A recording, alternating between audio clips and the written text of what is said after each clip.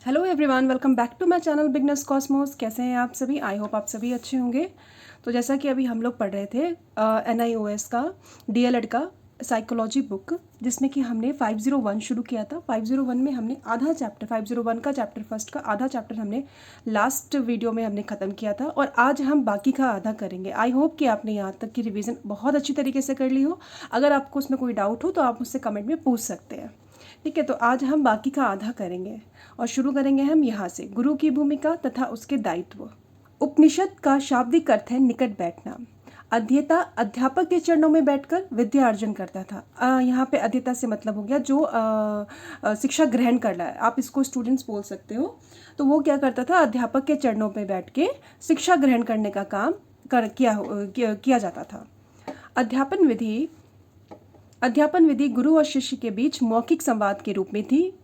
इसके अतिरिक्त व्याख्यान, प्रवचन, वाद विवाद तथा विवेचन, सस्वर पठन तथा पूर्णावर्ती विद्यार्थी की दैनिक नित्य क्रिया के अंग थे। उन्हें क्या करना था एवरीडे? एक तो संवाद के थ्रू होती थी, बातचीत के थ्रू होती थी, और उसके अलावा क्या होता था भैया? व्याख्यान विधि, प्रवचन विधि, वाद विवाद, विवेचन, सस्वर पठन। मतलब कहीं भी ऐसा नहीं है कि वहाँ पे उनको ना रिटर्न करना, मतलब लिखते थे वो, ऐसा कहीं नहीं है। आम बोल चाल की भाषा में ही वो ज्ञान का गुरु ज्ञान देता था और शिष्य ज्ञान ग्रहण करते थे, क्योंकि उस समय इतनी सुविधा नहीं थी जो कि हम अभी आज पेपर ये पेन वैन देखते हैं, वो सब इतना नहीं था। ठीक है। मूल्यांकन सतत तथा व्यापक रूप से होता था, जो आज भी है, जिसे गुरु संचालित करता था। सतत व्यापक यानी कि हमेशा चलता रहता था। तो डायरेक्ट तरीके से भी होता था, बाकी रोजाना उसके एक्टिविटी को देख के भी उनका मूल्यांकन किया जाता था। औपचारिक रूप से कोई परीक्षा नहीं होती थी, कोई डिग्री या सर्टिफिकेट नहीं दिए जाते थे। केवल दीक्षांत समारोह के समय गुरु यह घोषणा करता था कि अमुक विद्यार्थी ने अनुबद्ध अध्ययन की पूर्ति के पश्चात स्नातक की उपाधि प्राप्त कर ली है।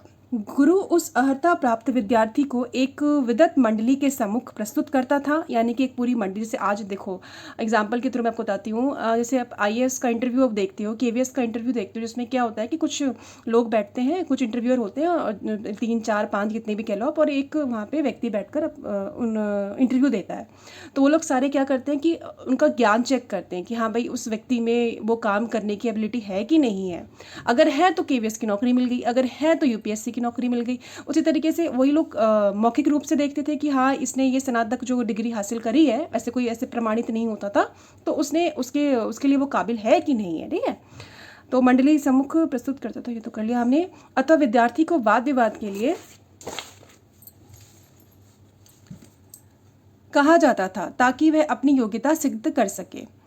इसमें प्राप्त सफलता के पश्चात विद्यार्थी विषय विशेष में अपनी पांडित्य के लिए जाना जाता था और उसे एक विद्वान व्यक्ति के रूप में स्वीकार कर लिया जाता था। अगर उन बच्चों ने वो इंटरव्यू पास कर लिया, उस ज़माने में जब होता था कि मंडली होती थी ज्ञानी लोगों की, अगर उन्होंने उनके क्वेश्चंस वगैरह के अच्छी तरीके से जवाब दे दिए, तो यानी कि वो उस विद्वान की कैटेगरी में आ जाता था। यही उनका सर्टिफिकेट होता था। ठीक है, कैसे रिटर्न में नहीं होता था।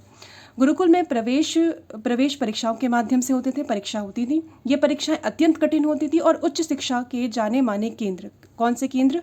नाम सुना होगा आपने, तक्षशिला, नालंदा, विक्रमशिला, वल्लभी, नाडिया, कांची, बनारस इत्यादि स्थानों पर आयोजित की जाती थी। ठीक है। प्रवेश के लिए परीक्षा, इन केंद्रों पर पूरे भारत से तथा विदेशों से भी विद्यार्थी आते थे। देखो कितनी अच्छी हमारी एजुकेशन प्रणाली या व्यवस्था थी उस समय पे, कि लोग दूसरे लोग देश से लोग आते थे यहाँ पे शिक्षा ग्रहण करने के लिए। आज हम जाते हैं दूसरे देश में शिक्षा ग्रहण करने के लिए। पाठशालाओं के भांति मध्यकालीन भारत में इस्लामी शिक्षा देने के लिए मस्जिदों में निम्न स्तर के लिए शिक्षा के लिए मकतब, यानी कि जो प्राइमरी बच्चों को पढ़ाते थे वो होता था मकतब तथा उच्च प्रारंभिक के लिए मदरसे स्थापित किए गए थे। जो उच्च प्राथमिक बच्चे होते थे 6 7 8 के, उनके लिए मदरसे थे, और छोटों के लिए मकतब था।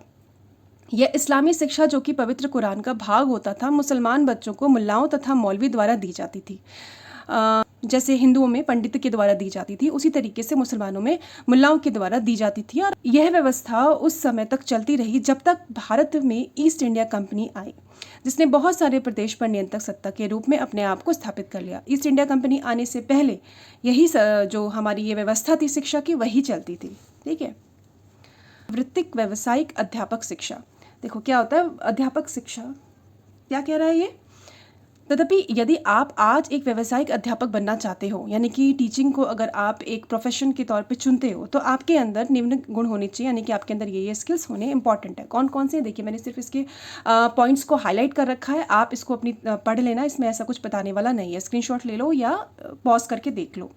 प्रभावनीय तथा सकारात्मक, टीचर की दृष्टि ऑब्वियस है ना, ऑब्वियस है कि वो सकारात्मक पॉजिटिव होना चाहिए। वो अभिव्यक्तिशील, अपनी अभिव्यक्ति को अच्छी तरीके से व्यक्त कर सके, अपनी अपनी बातों को अच्छी तरीके से सामने रख सके, बच्चों को बता सके, समझा सके, तो ये गुण तो होने ही चाहिए।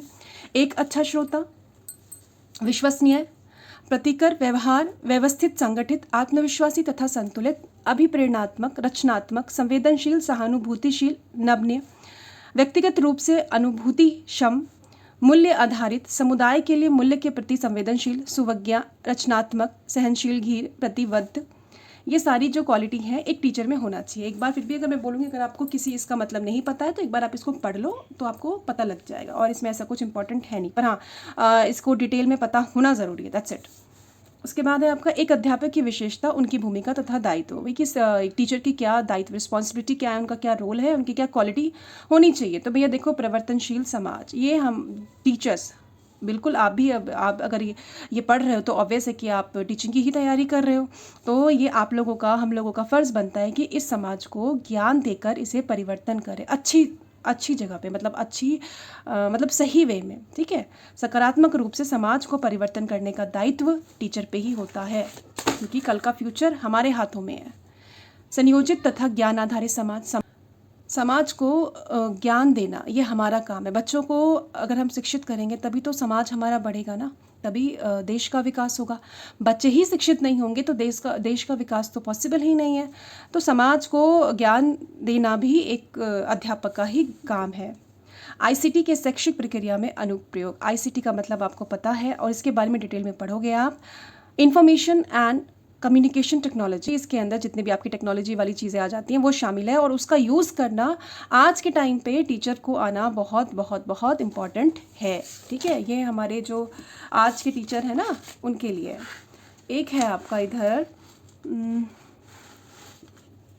अध्यता की स्वायत्ता।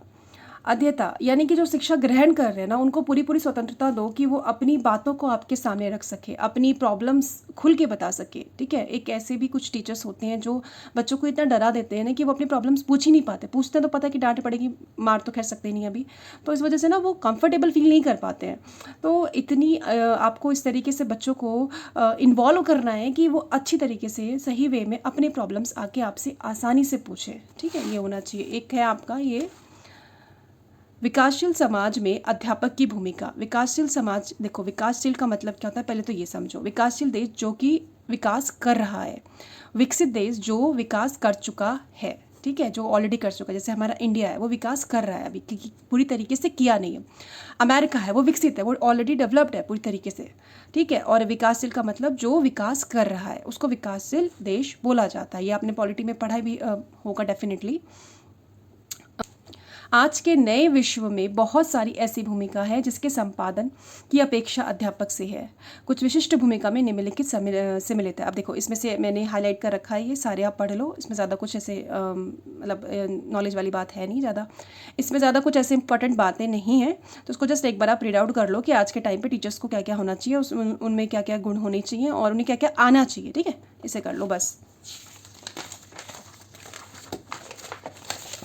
बच्चों जितने भी इसमें हाईलाइट है ना वो सारे इसमें जितने भी इंपॉर्टेंट है ना वो सारे इसमें हाईलाइट कर रखे हैं मैंने। अब देखो, अब ये बहुत इंपॉर्टेंट है, इससे बहुत सारे क्वेश्चंस एग्जाम में बन के आ चुके हैं प्रीवियस ईयर में, और उम्मीद है कि आगे भी आए, तो अपनी प्रिपरेशन पूरी रखो। आज की भारतीय शिक्षा की उत्पत्ति, पूर्व स्वतंत्रता काल, स्वतंत्रता से पहले के जो हमारा शिक्षा की उत्पत्ति कैसे हुई, किस तरीके से एजुकेशन हमारा डेवलप हुआ, वो सब अब पढ़ने वाले हुआ। भारत में वर्तमान शिक्षा प्रणाली का आरंभ 19वीं शताब्दी में हुआ, जब सन 1813 में नवीनीकरण के लिए चार्टर लाया गया। ब्रिटिश संसद ने ईस्ट इंडिया कंपनी को यह आदेश दिया कि वह प्रत्येक वर्ष साहित्य के पुनर्जीवन, भारत के देसी विद्वानों के प्रोत्साहन तथा ब्रिटिश क्षेत्रों के वासियों में विज्ञान के ज्ञान के संस्थापक तथा उन्नयन के लिए अलग से 1 लाख रुपए धनराशि का प्रावधान करे या निर्धारित करे, ठीक है। ऐसा कब किया गया? 1813 में, जब नवीनीकरण के लिए एक चार्टर लाया गया था। ठीक है, ब्रिटिश संसद ने ये आदेश किसको दिया था? ईस्ट इंडिया कंपनी को। ये कंपनी इंडिया में थी और ये पूरे उस समय देश को संभालने का काम किया करती थी, और ब्रिटिश संसद यानी कि ब्रिटिश जो संसद है उसी ने ये बातें कही थी।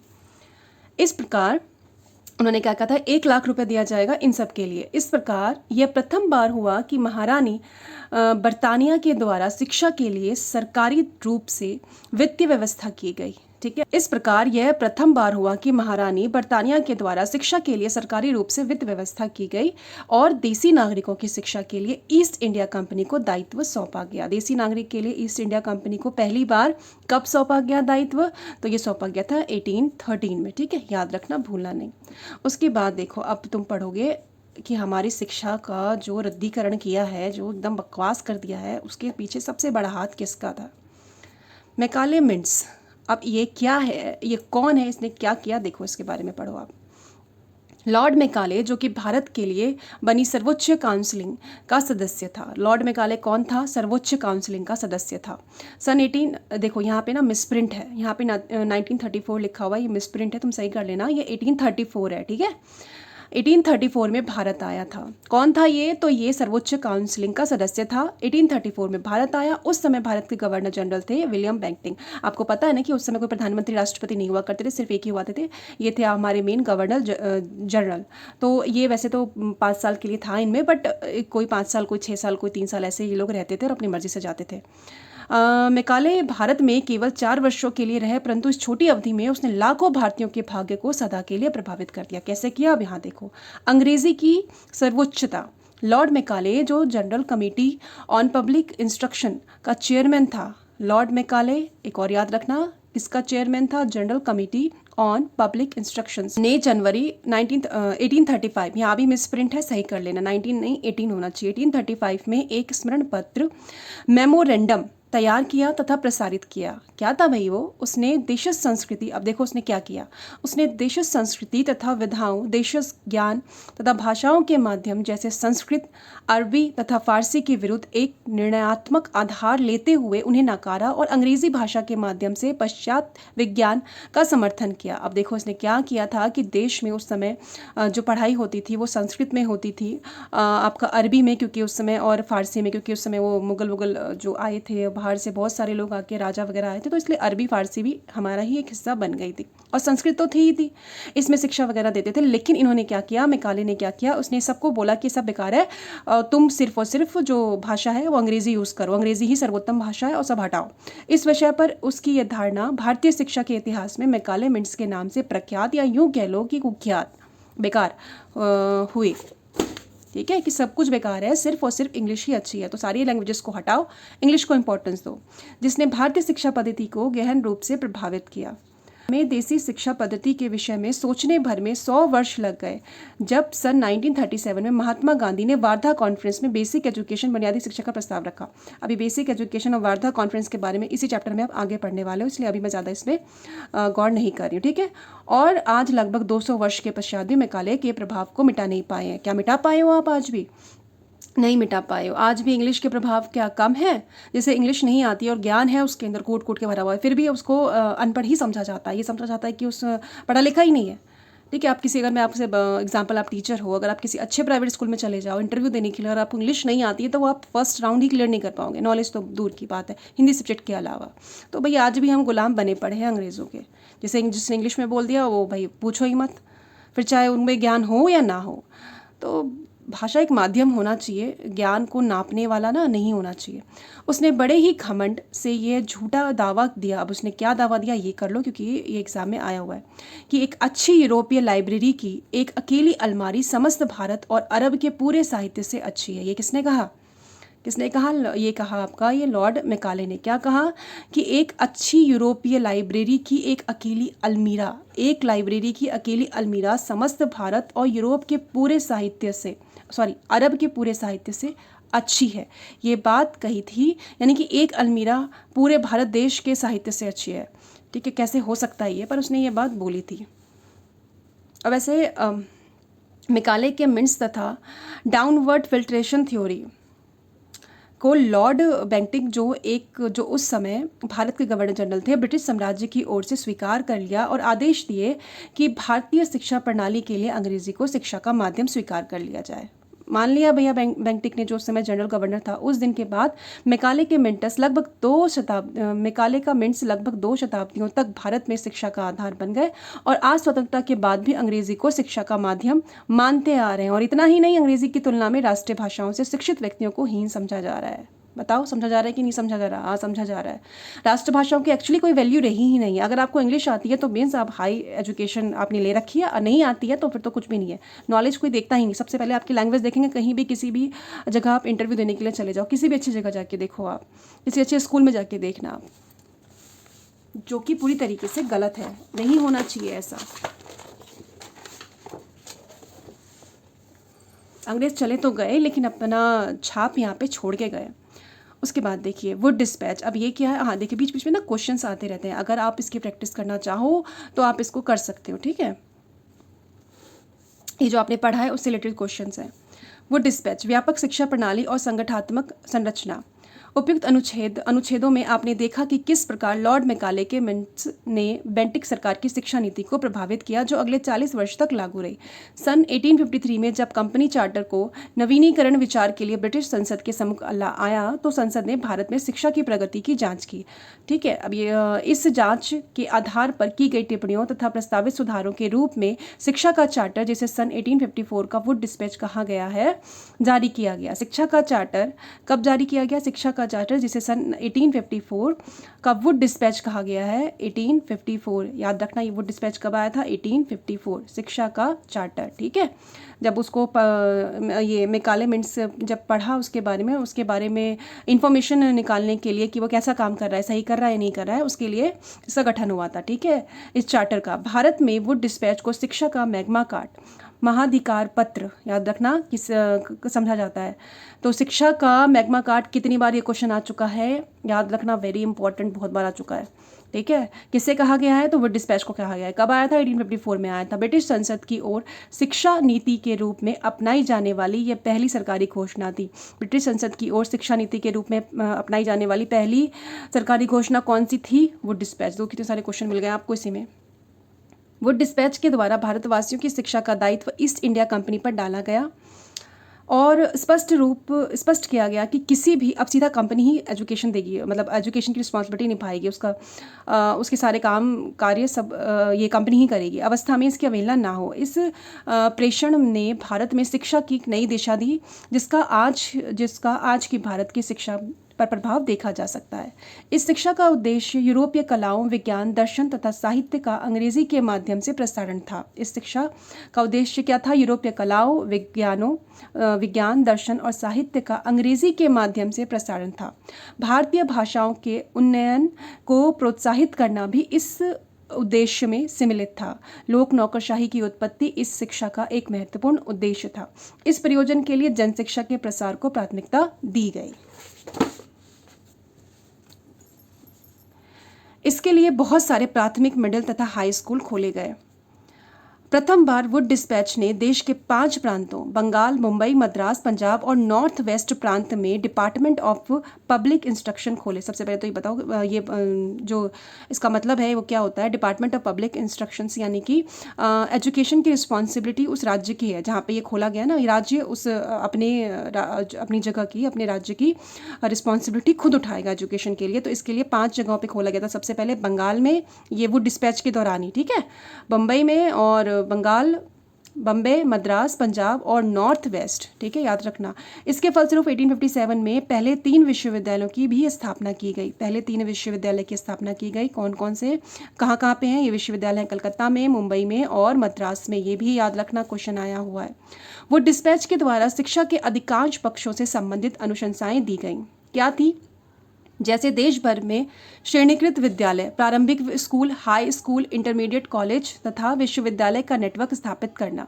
विद्यालय को वित्त सहायता देने के लिए ग्रांट इन एंड प्रणाली, महिलाओं की शिक्षा के लिए प्रावधान, अध्यापकों का प्रशिक्षण तथा व्यावसायिक विकास तथा लोगों की व्यावसायिक कुशलता के विकास के लिए चिकित्सा, इंजीनियर, विधि, कानून तथा व्यावसायिक शिक्षा का अन्य संस्थाएं। अभी मैं आपको ये इजी लैंग्वेज में है इसलिए मैं आपको समझा नहीं रही हूँ, जो मुझे लग रहा है टफ वही समझाऊंगी, क्योंकि अगर मैंने सारे आपको पर्टिकुलर लाइन समझाना शुरू कर दिया ना तो फिर ये वीडियो 2 घंटे की हो जाएगी। ठीक है, फिर भी अगर आपको प्रॉब्लम आती है, आपको पूरी पूरी की एक लाइन समझनी हो तो मुझे कमेंट करना। और हाँ, अगर आपको ये वीडियो अच्छी लग रही हो then please subscribe my channel, like and comment. कई मुद्दे जैसे शिक्षा का श्रेणीकरण, शिक्षा का माध्यम इत्यादि को वुड डिस्पैच ने एक नई दिशा प्रदान की। इससे माध्यमिक शिक्षा को और कुछ सीमा तक प्राथमिक शिक्षा को भी बढ़ावा मिला। किससे? वुड डिस्पैच चार्टर से। जन शिक्षा के प्रसार की योजना साकार नहीं हो पाई और ना ही वर्निकुलर हाई स्कूल स्थापित किए जा सके। अब आप पूछो मैम ये वर्निकुलर हाई स्कूल क्या है? तो बच्चों ये ऐसा स्कूल जिसमें बच्चे अपनी मर्जी से कोई भी लैंग्वेज से पढ़ाई कर सकते हैं, मतलब पढ़ाई का जो लैंग्वेज होगा वो कोई भी जो बच्चे चाहे वो चुन सकते थे। तो ये लागू नहीं हुआ। इसमें सार्विक साक्षरता में भी कोई विशेष योगदान नहीं दिया। 1 शताब्दी के पश्चात भी वुड डिस्पैच भारतीय आकांक्षाओं को नहीं पहचान पाया। जैसा कि आपको विदित है, सन 1857 में विद्रोह के तुरंत पश्चात ईस्ट इंडिया कंपनी को भंग कर दिया गया था और सरकार सीधे ब्रिटिश साम्राज्य के अधीन आ गई थी। तो 1857 की क्रांति की वजह से, विद्रोह की वजह से, और कुछ ये काम भी नहीं कर पा रही थी तब तक। वैसे देखो आए हुए इसको टाइम ही कितना हुआ था, 54 में आई थी, 57 में चली गई, 3 साल हुए थे इसको, तो खत्म हो गया था। क्योंकि उस समय जब विद्रोह हुआ तो सब कुछ अस्त व्यस्त हो गया था।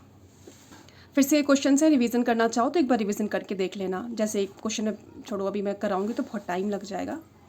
एक है फिर आपका आता है हंटर कमीशन। ये हंटर कमीशन क्या है? देखो ये भी इंपॉर्टेंट है, बहुत इंपॉर्टेंट है। शिक्षा का व्यवसायीकरण क्या था ये? देखो वुड डिस्पैच 1854 में आया था कि अनुशंसाओं के क्रियान्वयन की जांच करने हेतु सन 1882 में हंटर कमीशन की स्थापना की गई, जिसके कारण विद्यालय शिक्षा को हाई स्कूल में 2 स्ट्रीम बनाकर सरल और कारगर बनाने का प्रयास किया गया। इनमें से एक धारा में पढ़ने वाले बच्चे विश्वविद्यालय शिक्षा के लिए जा सकते थे और दूसरी धारा वाले बच्चे वाणिज्य, व्यावसायिक तथा तकनीकी शिक्षा को अपना सकते थे। मतलब क्या था इसमें कि देखो हाई स्कूल में 2 स्ट्रीम यानी कि 2 बना दिए। जो बच्चे आगे पढ़ना चाहते हैं तो भैया वो चले जाओ अपने विश्वविद्यालय यानी कि यूनिवर्सिटी में चले जाओ, अपनी आगे की पढ़ाई करो। जो बच्चे नहीं पढ़ना चाहते, ज़रा जिसका ज़्यादा इंटरेस्ट नहीं है, तो वो कोई अपना स्किल सीख लो जिससे कि लाइफ में तुम अर्न कर सको, अपनी आजीविका कमा सको। तो इसलिए इसमें ये बात कही गई कि 2 स्ट्रीम में बांट दिया गया। ठीक है, और जिसमें व्यावसायिक तकनीकी की कुछ भी सीख लो, आपको वाणिज्य व्यावसायिक से या तकनीकी शिक्षा से रिलेटेड कुछ भी सीख लो आप। और विद्यालय पाठचर्या को विविध रूप देने का तथा व्यावसायिक शिक्षा आरंभ करने का यह प्रथम प्रयास था। तथापि हंटर कमीशन की विशिष्ट अनुशंसाओं तथा व्यापारी, व्यावसायिक तथा गैर साहित्य शिक्षा पर विशेष बल देने के बावजूद ना तो जनता ने और ना ही सरकार ने इस प्रैक्टिकल सुझाव के महत्व को समझा, फलतः इसकी अनुशंसाओं को पूर्ण रूप से उपेक्षित कर दिया। इस दिशा में पिछले 150 वर्षों में और ना तो स्वतंत्र भारत में कुछ खास नहीं हो पाया, आज भी नहीं हो पाया है ना एजुकेशन को लेके। देखो आज थोड़ा बहुत मैं बोलती हूँ कि चेंजेस हुए हैं, बट जिससे नई एजुकेशन पॉलिसी आई है उसके बारे में आप बाद में पढ़ोगे। पर जब ये बुक प्रिंट हुई थी उस समय कोई ऐसी नई एजुकेशन पॉलिसी नहीं थी, उसके बाद से बहुत से बदलाव हुए हैं, तो इसमें उसी के हिसाब से लिखा हुआ है। पर आज के टाइम पर बदलाव हो रहे हैं। देखो बच्चों अभी आपने इससे पढ़ लिया, बस क्विक रिवीजन कर लो। हंटर कमीशन क्या था? तो हंटर कमीशन में ये जो है ये मेनली ये व्यवसायीकरण के लिए कि लोगों को, बच्चों को आजीविका कमाने में आगे प्रॉब्लम ना हो, उसके लिए बनाया गया था। ये 1882 में लाया गया था। ठीक है, हंटर कमीशन लाया गया था। इसमें क्या किया गया था? 2 हाई स्कूल को 2 स्ट्रीम में बांट दिया गया। पहला वो जो पढ़ना चाहते हैं वो आगे कॉलेज चले जाएंगे, जो नहीं पढ़ना चाहते हैं वो व्यावसायिक शिक्षा ले पाएंगे। ठीक है, उसके आगे पढ़ने की फिर ज़रूरत नहीं है। लेकिन ये सफल नहीं हो पाया था। ठीक है, और ये सफल नहीं हो पाया, बस इतना ही आपको याद रखना है। आया कब था और इसमें क्या क्या बातें करी गई थी। उसके बाद आपका आता है विश्वविद्यालय संबंधित आयोग। अब ये क्या है? विश्वविद्यालय नियंत्रण के अधीन विद्यालय शिक्षा। ब्रिटिश सरकार ने ब्रिटिश शासन में स्थापित विश्वविद्यालय की अवस्था तथा भविष्य की जांच करने के उद्देश्य से सन 1902 में एक नए आयोग की स्थापना की। कब करी? 1902 में।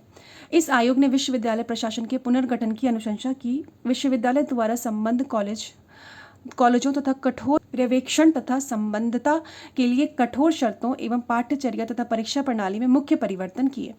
आयोग की अनुशंसाओं के फलस्वरूप विद्यालय शिक्षा के लिए महत्वपूर्ण बात थी कि माध्यमिक विद्यालयों में विश्वविद्यालय नियंत्रण में ला दिया गया। माध्यमिक विद्यालय जो आपका 10th होता है, 9th 10th मेनली इसको बोला जाता है, ठीक है। कई कई जगहों पे इसको आपका 6th 7th 8th में बोल दिया जाता है, कई जगहों पे 9th 10th को बोला जाता है, क्योंकि कई जगहों पे 6th 7th 8th को अपर प्राइमरी या उच्च प्राथमिक क्लासेस बोले जाते हैं, तो कुछ भी कह सकते हो। अपर 10th तक के ही उसमें आते हैं कि वो विश्वविद्यालय के नियंत्रण में यानी कि उसके कंट्रोल में ला दिया गया। सन 1904 में पारित विश्वविद्यालय अधिनियम। अब ये बताओ कि भैया विश्वविद्यालय अधिनियम कब पारित हुआ? तो ये पारित हुआ आपका 1904 में, ठीक है, याद रखना। अधिनियम के क्वेश्चन ऐसे लाइन में से बन रहे हैं। अंतर्गत विद्यालयों को मान्यता विश्वविद्यालय द्वारा दी जाएगी। हाँ, किसी भी विद्यालय को खोलने के लिए उसको विश्वविद्यालय ही मान्यता प्राप्त कराएगा कि हाँ ये स्कूल खोलने लायक है कि नहीं है, और उस उद्देश्य की पूर्ति के लिए आवश्यक नियम और अधिगम निर्धारित किए गए। सेल्डर आयोग। अब ये सेल्डर आयोग, सेल्डर कमीशन क्या है? Intermediate college. अब इंटरमीडिएट क्या होता है, जिन बच्चों को नहीं पता उन्हें मैं बता दूं, 11th और 12th, ठीक है, इनको इंटरमीडिएट कॉलेज भी बोला जाता है। अगर आज आप बिहार झारखंड में जाओगे तो यहाँ पे 11 12th को आपका स्कूल नहीं बोलते हैं, बोलते हैं हम इंटरमीडिएट कॉलेज में हैं, हम कॉलेज में हैं, ठीक है। तो वहाँ पे इसको आज भी इंटरमीडिएट कॉलेज के नाम से जाना जाता है 11th 12th वाले स्कूल को। अगला महत्वपूर्ण विकास जैसा कि सेल्डर आयोग सन 1917 ने महसूस किया। क्या था भाई? देखो, सेल्डर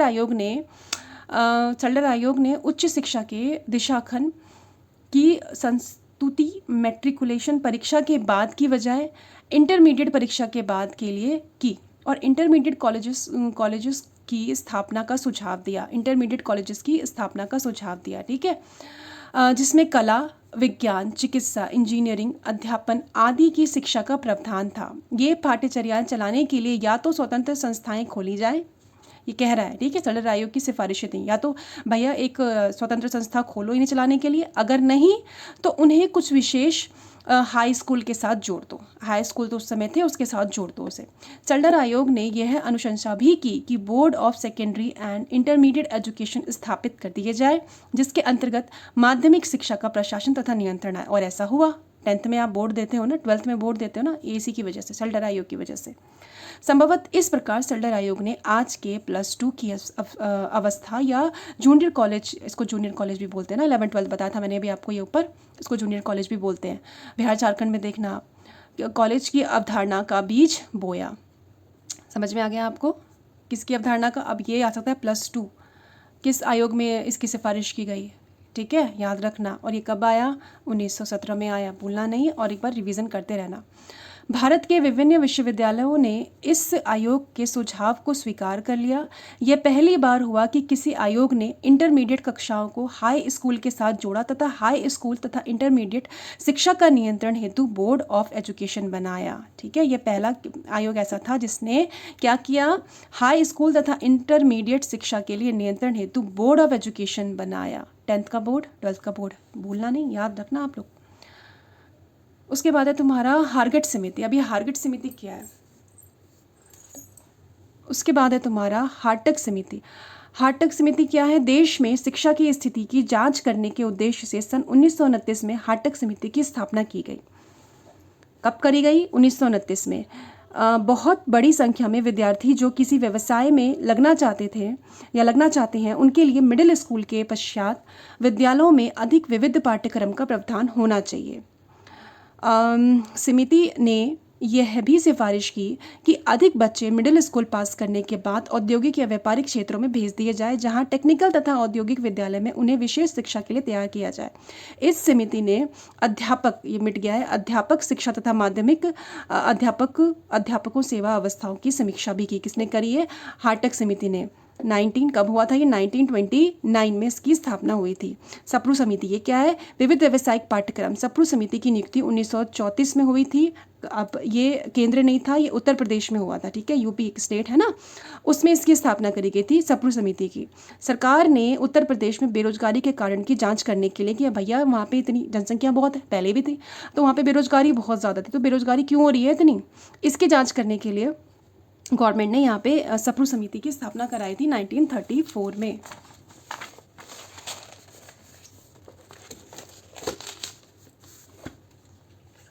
समिति का ये निष्कर्ष था कि हमारी शिक्षा प्रणाली विद्यार्थियों को मात्र परीक्षाओं और डिग्रियों के लिए तैयार करती है। ऑब्वियस है, आज भी ऐसा ही होता है, जीवन में किसी व्यवसाय के लिए नहीं, ये आज भी है। आज देखो कितने डिग्री होल्डर हैं जो बिना जॉब के भटक रहे हैं। समिति ने माध्यमिक स्तर विविध पाठ्यक्रमों की आवश्यकता को महसूस किया। इस समिति ने निम्नलिखित सुझाव दिए। क्या क्या सुझाव दिए, देखो इसको पढ़ो, ये इजी है, बहुत इजी लैंग्वेज में, सुझाव बहुत इंपॉर्टेंट है, इसे पढ़ लेना, ठीक है। मैं बताऊंगी नहीं, वीडियो बहुत लंबी हो जाएगी आपकी, इसको पढ़ लो। समझ नहीं आए तो आप मुझे मैसेज कर देना, मतलब कमेंट करना। और वीडियो अच्छी लगे then please like share comment and subscribe my channel. ओवेंट वुड प्रतिवेदन, प्रतिवेदन को इंग्लिश में रिपोर्ट कहते हैं। अब इसने क्या किया, polytechnic central advisory board of education के सन 1935 के प्रस्ताव का पालन करते हुए सन 1936 में 2 विशेषज्ञ सलाहकार श्री ओवेंट तथा वुड को सरकार द्वारा आमंत्रित किया गया। सरकार ने इसको बुलाया, कहाँ से, विदेश से बुलाया, ब्रिटिश से बुलाया। कब बुलाया, 1936 में बुलाया। विशेषज्ञ थे, ठीक है, एजुकेशन से रिलेटेड जो विशेषज्ञ होते हैं उनमें से ये 2 थे। आमंत्रित किया गया ताकि वह सरकार को व्यावसायिक शिक्षा की समस्याओं पर सलाह दे सके। ओवेंट तथा वुड की इस विशेषज्ञ समिति ने अपनी रिपोर्ट सन 1937 में प्रस्तुत की। 1936 में ये भारत आए, ठीक है, और उसके बाद 1937 में इन्होंने अपनी कि व्यवसाय से क्या प्रॉब्लम हो रही है, कि लोगों को जॉब नहीं मिल रही है, यहाँ के बच्चों को बेरोजगारी क्यों बढ़ रही है, तो इसके लिए इन्होंने अपनी एक रिपोर्ट प्रस्तुत करी। एक नए प्रकार की तकनीकी शिक्षा संस्था का उदय हुआ जिसे कि पॉलिटेक्निक का नाम दिया गया। कई राज्यों में पॉलिटेक्निक में तकनीकी, व्यापारिक तथा या कृषि संबंधी हाई स्कूल आरंभ किए गए जो गैर साहित्य शिक्षा प्रदान करती है। पॉलिटेक्निक इसे ना बच्चे 10th के बाद भी आप जा सकते हो, 12th के बाद भी जा सकते हो। 10th के बाद अब जाना चाहो तो आपको 3 साल का कोर्स करना पड़ता है, 12th के बाद जाओ तो 2 साल का कोर्स करना पड़ता है।